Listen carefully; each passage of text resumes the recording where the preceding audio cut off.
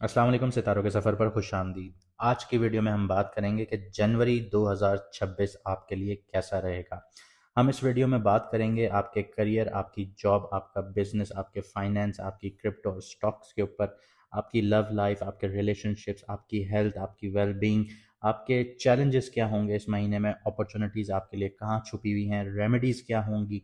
इन सब चीज़ों पर बात करेंगे, लेकिन उससे पहले जिन लोगों को अपना मून साइन नहीं पता वो कमेंट सेक्शन में अपनी ओरिजिनल डेट ऑफ बर्थ लिखें। हम आपको आपका मून साइन बताएंगे, जिससे आपको वीडियोस देखने में आसानी होगी और अपना ज़ोडिएक समझने में आसानी होगी। यहाँ पे एक छोटी सी बात ऐड करना चाहूँगा कि जिन लोगों को अपनी ज़िंदगी में मुश्किलात आ रही हैं, चाहे करियर में मुश्किलात आ रही हैं, आपकी लव लाइफ में मुश्किलात आ रही हैं, आपकी फैमिली लाइफ में मुश्किलात आ रही हैं, तो आप अपॉइंटमेंट बुक करवा सकते हैं दिए गए व्हाट्सएप नंबर पर मैसेज कर कर। इसके अलावा हमारा दूसरा चैनल भी है, सितारों के सफ़र के नाम से ही है। आप यूट्यूब पर लिखेंगे, दोनों चैनल को सब्सक्राइब कर लीजिए, क्योंकि एक सीरीज़ एक चैनल पे, दूसरी सीरीज़ दूसरे चैनल पर आएगी। आइए वीडियो को शुरू करते हैं। बात करते हैं एक्वेरियस मून साइन वालों की, यानी कि कुंभ राशि, यानी कि बुर्ज दिलों वालों की। Career, business, job, finance, crypto और इन्वेस्टमेंट्स को सबसे पहले देखते हैं। तो करियर के लिए ये जो मंथ है वो थोड़ा कॉशियस है, लेकिन प्रोग्रेसिव भी है साथ साथ। 10th हाउस स्कॉर्पियो जो है वो खाली है, लेकिन जो इसका लॉर्ड है मार्स, वो इनिशियली सेजिटेरियस यानी 11th हाउस में है और पुष्य नक्षत्र में है।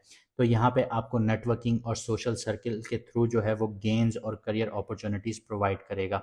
इसके अलावा मार्स की जितनी नजरात हैं वो आपको वर्क प्लेस पर और पार्टनरशिप्स पर दोनों पर एनर्जाइज करती हैं, लेकिन इम्पल्सिव डिसीजन और कॉन्फ्लिक्ट्स का भी रिस्क क्रिएट करती हैं।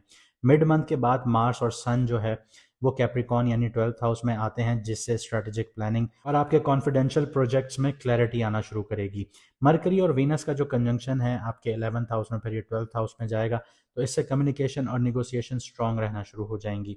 फाइनेंस के हवाले से बात करें तो फाइनेंस और स्पेकुलेटिव इन्वेस्टमेंट्स के लिए जुपिटर रेट्रोग्रेड है आपके 5th हाउस में, यानी जेमिनाई में। तो ये यहाँ पे आपको कह रहा है कि अपने पास्ट एक्सपीरियंस से सीखिए, केयरफुल एनालिसिस कीजिए, क्योंकि पुनर्वासु नक्षत्र का जो इन्फ्लुएंस है वो इंडिकेट यही करता है कि क्रिएटिव वेज और शॉर्ट टर्म स्पेकुलेटिव जो इनकम है उनकी पॉसिबिलिटी बहुत ज़्यादा है, लेकिन इम्पल्सिव क्रिप्टो या फिर हाई रिस्क स्टॉक्स से आप लोगों को बचना चाहिए। सेकेंड हाउस में सैटर्न है, यानी साढ़े साथी का आपका थर्ड फेज है। तो डिसिप्लिन, बजटिंग और लॉन्ग टर्म सेविंग्स को ही यहाँ पे सैटर्न सपोर्ट करेगा। बेस्ट विंडो आपकी फाइनेंशियल क्लैरिटी और इन्वेस्टमेंट्स के लिए जो है वो मिड मंथ के बाद है, यानी 18 टू 31 ऑफ जनवरी, जब सन, मार्स, वीनस, कैप्रिकॉन आपके 12th हाउस से फर्स्ट हाउस पर पॉजिटिव इन्फ्लुएंस डालना शुरू करेंगे। आगे बढ़ते हैं, लव रिलेशनशिप्स की बात करते हैं। तो रिलेशनशिप में आपका 7th हाउस जो है वो केतु है।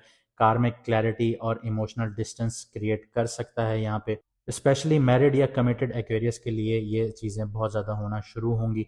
मिड मंथ के आसपास emotional ups and downs normal रहेंगे ये आपके लिए, लेकिन ऑनेस्ट कन्वर्जेशन से मिसअंडरस्टैंडिंग्स जो हैं वो रिजॉल्व हो सकती हैं। मून जब कैप्रिकॉन और एक्वेरियस में होगा, यानी 18 टू 21 जनवरी, तो इमोशनल बॉन्डिंग और इंटीमेसी जो है वो स्टेबल और सपोर्टिव रहेगी। इसके अलावा रोमांटिक प्रोस्पेक्ट्स के लिए 5th हाउस को अगर हम देखें तो जेमिनाई में जुपिटर बैठा हुआ है रेट्रोग्रेड, तो ये इंडिकेट करता है कि पास्ट कनेक्शंस और रिफ्लेक्टिव जो डिसीजंस हैं उनकी बहुत ज़्यादा आप लोगों को ज़रूरत पड़ेगी। इसके अलावा जो लोग सिंगल हैं, एक्वेरियस वाले, उनको मिड मंथ ऑनवर्ड्स जो है वो क्रिएटिव प्रोजेक्ट्स और सोशल सर्कल के थ्रू अट्रैक्शन मिल सकती है। ओवरऑल सब्र और क्लियर कम्युनिकेशन ही की रहेंगी। आगे बढ़ते हैं, हेल्थ और वेलबींग की बात करते हैं। हेल्थ के लिए मंथ जो है वो मॉडरेट रहेगा। 6th हाउस आपका कैंसर है और जुपिटर रेट्रोग्रेड है, इंडिकेट यही करता है कि पास्ट हेल्थ इश्यूज या रूटीन रिलेटेड फटीग्स जो हैं वो रिपीट हो सकती हैं। डाइजेस्टिव हेल्थ पर इम्पैक्ट आ सकता है। स्ट्रेस और इम्यूनिटी पर ध्यान देना बहुत ज़रूरी है आप लोगों के लिए। मून के फेजेस जो हैं वो सेंसिटिव रहेंगे, तो सेंसिटिव डेज आप लोगों के लिए कौन से हैं, वो 4th, 5th, 13, 14, 25 और 26 जनवरी होंगे। यहाँ पे माइनर हेडेक्स देखने को मिल सकते हैं, एसिडिटी और स्ट्रेस के सिम्टम्स भी आ सकते हैं। 12th हाउस जो है कैप्रिकॉन है, इसमें जो प्लैनेट्स आपके मिड मंथ में आएंगे तो स्लीप और मेंटल पीस को इन्फ्लुएंस करेंगे। ओवर थिंकिंग और लेट नाइट वर्क जो है वो अवॉइड कीजिएगा। हाइड्रेशन प्रॉपर रखिएगा। रेस्ट और short mindfulness exercises energy maintain करने के लिए हेल्पफुल रहेंगी। 18 जन के बाद प्लानिटरी अलाइनमेंट से स्टेमिना और ओवरऑल वेलबींग आप लोगों की इम्प्रूव भी होगी। आगे बढ़ते हैं, चैलेंजेस और अपॉर्चुनिटीज़ की भी बात कर लेते हैं। तो सबसे बड़ा चैलेंज आप लोगों के लिए ये है कि इम्पल्सिव एक्शंस और इमोशनल रिएक्शंस, इन दोनों चीज़ों से आपको बचना होगा, क्योंकि ये दोनों राहु और मार्स की इख्तरा हैं। इनको चाहिए होती हैं फास्ट रिजल्ट्स, इनको चाहिए होते हैं, लेकिन सैटर्न और जुपिटर डिसिप्लिन मांगते हैं और कॉशियस अप्रोच सजेस्ट करते हैं। तो अपॉर्चुनिटी आपके लिए मिड मंथ टू लेट जनवरी होगी, जहाँ पे स्ट्रेटेजिक प्लानिंग आपकी काम आएगी। करियर में नेटवर्किंग और सोशल गेन्स के लिए आप लोगों को अपने सोशल सर्कल में देखना होगा, अपने नेटवर्क्स में देखना होगा। क्रिएटिव वर्क के थ्रू आप अपनी डील सिक्योर कर सकते हैं, और स्पेकुलेटिव इनकम आप लोगों को केयरफुली प्लानिंग से आपको बहुत ज़्यादा प्रॉफिट दिलवा सकती हैं। तो अपनी जो भी स्पेकुलेटिव इन्वेस्टमेंट करें आप लोग, उसमें प्रॉपर रिसर्च बेस्ड काम कीजिएगा, तो आपके प्रॉफिट्स बनना शुरू हो जाएंगे। अब ज़रूरी नहीं है कि आप यही सोचें कि हम 7.5 में हैं तो हमें कोई प्रॉफिट नहीं होगा, हमारे काम नहीं बन रहे। हर चीज़ का एक वक्त होता है और डायरेक्शन देखनी पड़ती है कि किस तरफ आगे बढ़ सकते हैं। अब बात करते हैं कुछ रेमेडीज़ की। तो डेली जर्नलिंग कीजिए, अपने गोल्स को ट्रैक कीजिए, इससे आपका मेंटल क्लैरिटी भी रहेगी और ब्रेन फॉग भी नहीं होगा। माइंडफुल ब्रीदिंग कीजिए, शॉर्ट वॉक्स लीजिए, ग्रेटिट्यूड प्रैक्टिस कीजिए, हर रात को सोने से पहले कीजिए। अल्लाह ताला का शुक्र अदा कीजिए कि उसने आपको नेमतों से नवाजा। जो भी नेमतें आपके पास हैं, चाहे बुरा वक्त क्यों ना हो इंसान के ऊपर, उसको अल्लाह ताला का शुक्र अदा करना चाहिए।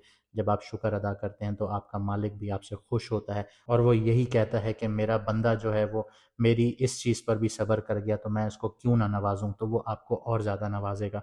इसके अलावा आप लोगों को चाहिए कि आप लोग जो खाना खुद पसंद करते हैं, हेल्दी फूड, घर का बना हुआ या बाहर का साफ़ सुथरा बना हुआ, वो हफ्ते में एक दफ़ा डोनेट ज़रूर किया कीजिए, सदका किया कीजिए, दान किया कीजिए। इसके अलावा अपनी प्रॉपर स्लीप लीजिए, हाइड्रेशन अपनी प्रॉपर रखिए, वीकली सेल्फ रिफ्लेक्शन के सेशंस लीजिए, ताकि आपकी जो गलतियां हैं आप उनको आउटकम कर सकें। जनवरी 2026 आपके लिए सब्र और स्ट्रेटेजिक थिंकिंग का महीना है। डिसिप्लिन और इंसाइट्स का कॉम्बिनेशन आपको लॉन्ग टर्म गेन्स और क्लैरिटी प्रोवाइड करेगा। जाने से पहले मैं फिर आपसे ये कहूँगा कि आप हमारे दोनों चैनल सब्सक्राइब कीजिए, क्योंकि एक सीरीज़ एक चैनल पे, दूसरी सीरीज़ दूसरे चैनल पर आया करेगी, ताकि आपका और हमारा राब्ता मुनक़ता ना हो। मुझे दीजिए यहाँ से इजाज़त, मिलते हैं अगली वीडियो में सितारों के सफ़र पर।